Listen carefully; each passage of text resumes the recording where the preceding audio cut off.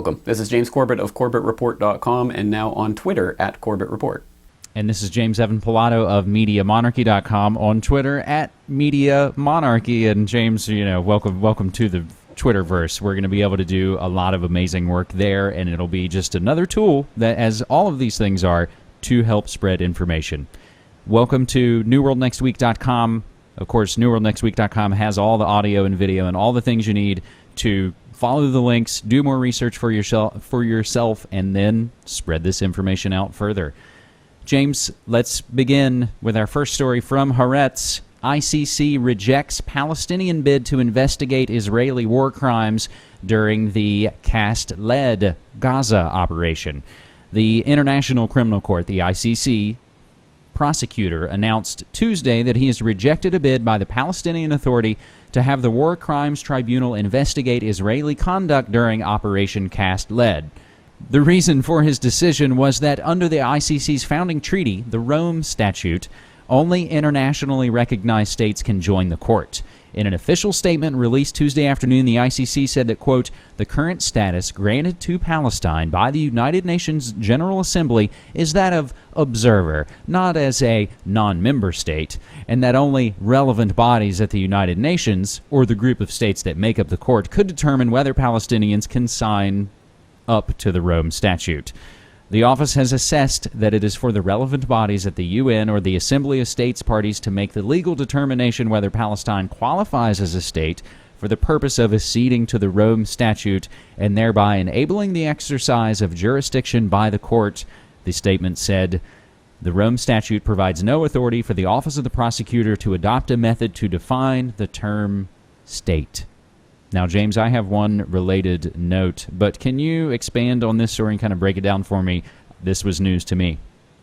Well, news to me too, but welcome to the world of international jurisprudence as lovingly administered by the United Nations. Oh, hallowed be their name. The ones that presume to be able to determine whether or not a state it can actually have their grievances heard, whether war crimes are worth prosecuting or not based on whether or not we think that Palestine is a state. And who gets to make that decision? Oh, it's, of course, the UN and the ICC. Oh, and it's going to be such an impartial process, right? Certainly nothing to do with pandering to Israel. Absolutely unbelievable stuff, isn't it? But what would you expect from an organization that has as one of its main charters the Universal Declaration of Human Rights, which prefers all these wonderful, amazing rights given to all the people of the world, and then in the first 28 articles of the document, and then in Article 29.3 it says, yeah, but if anything in this goes against the United Nations, it doesn't apply to you. So basically, we're the authoritarian world government, we say what goes, and if you don't like it, none of this applies to you. And that's exactly how this all works, and perhaps not surprising to know that the Universal Declaration of Human Rights was based on a draft document penned by none other than eugenicist H.G. Wells. It always goes back to the same cadre of the folks who basically want to kill off the vast majority of us because we're not good enough to be in their gene pool. And this is just a further extension of the way that global governance, as they like to call it, and the international legal system works, whereby they get to determine whether or not you can prosecute a war crime in the International Criminal Court. Well, Palestine, not a state, we don't care. And of course, they'll do all the show trials of all, people in, warlords in Africa and things to try to legitimize their court. But ultimately, we know they're never going to go after Bush. They're never going to go after Blair. They're never going to go after Netanyahu. They're never going to go after any of the real war criminals who are committing vast crimes around the world. And this is all that global governance is ever going to be, because that's the way the system has been set up. So I think this is not surprising in any way. I think we all knew that it was going to reach this conclusion.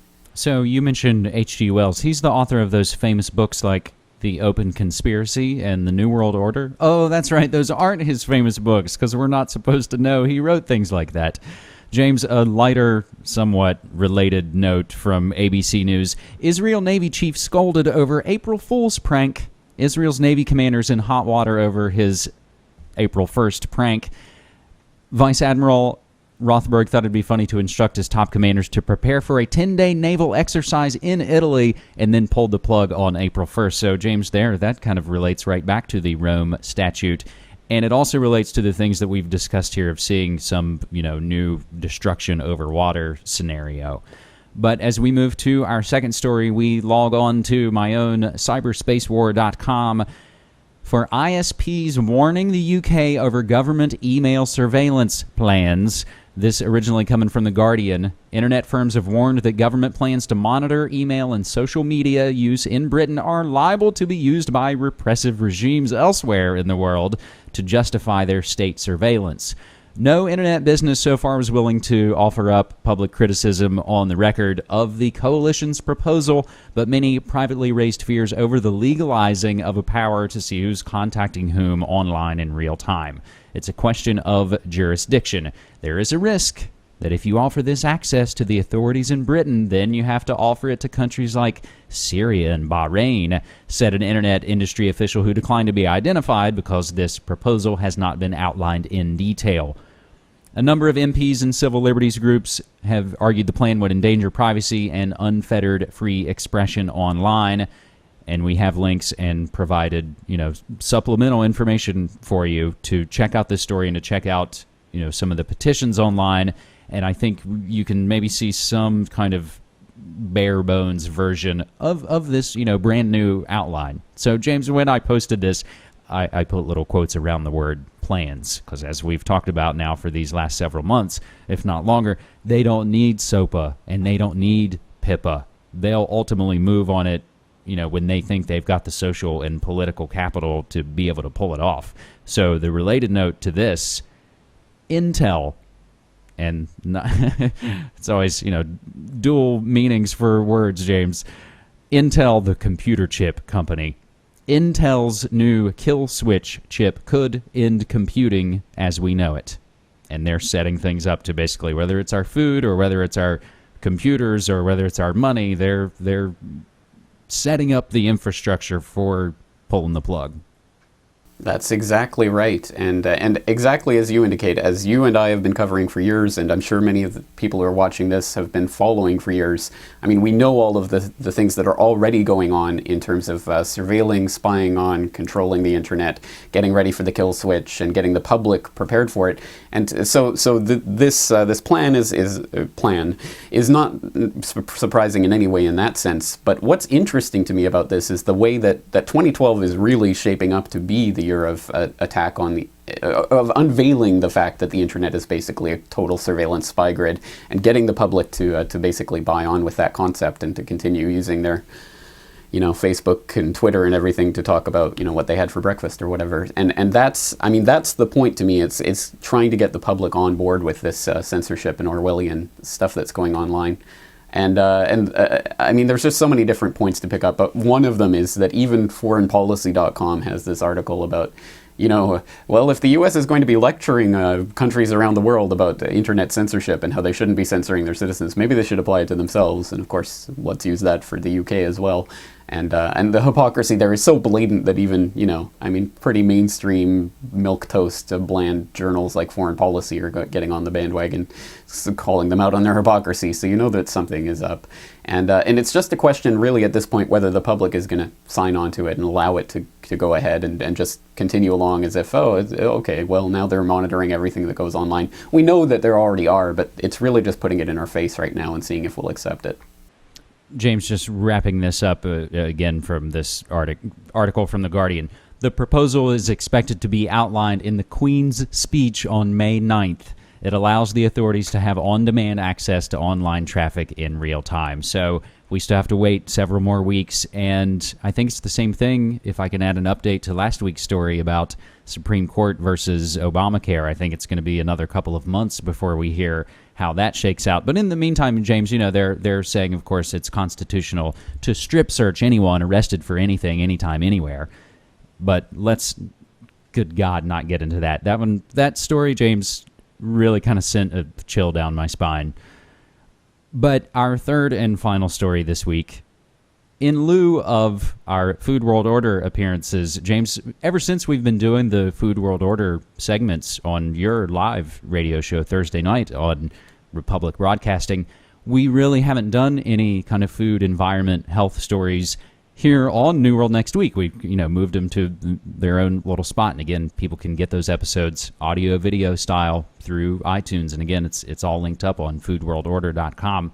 So in lieu of that, and something that we haven't done here on New World Next Week for a little while, a truncated article from EcoSalon, The War on Public Water. And it is up to us to say no to corporations buying up our public water and selling it back to us in plastic.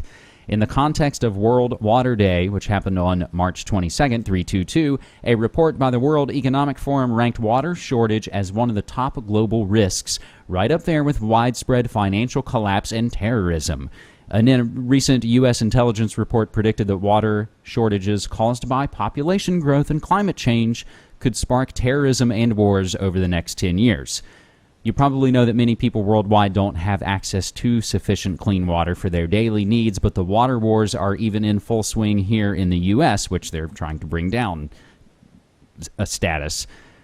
As global corporations such as Nestle, Crystal Geyser, and Coca-Cola obtain cheap water rights from strapped municipalities, bottle it, and resell it at a huge profit, turning what should be a human right into a global commodity.